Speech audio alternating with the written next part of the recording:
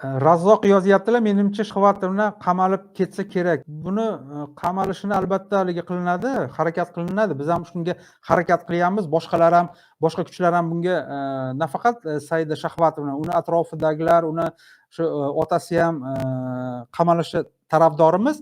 Lekin shu qamalgandan keyin biror bir nima deydi, shu borsa kelmas joyini, qishlog'ini, o'sha Qoraqalpog'istonni hozir monopoliya qilib oldi-ku, shu Qoraqalpog'istonga ajratayotgan barcha pullarni hozir o'g'irlab, o'zlashtirib, u yerdagi qoraqalpoqlarni ham hozir kallasini aylantirib, ularni ham mana shu fahsh fasodga o'rgatib kelyapti. U yerda har xil mana bu festivallarni, musiqiy festivallar uyushtirib, u yerda shu ishlarni qilyapti. U yerdagi shu Qoraqalpog'istonda shu birorta bir qo'y boqayotgan bir yoshi keksaroq bo'lgan bir odamga bir cho'ri qilib berib qo'yiladi-da, unga bir yordamchi qilib.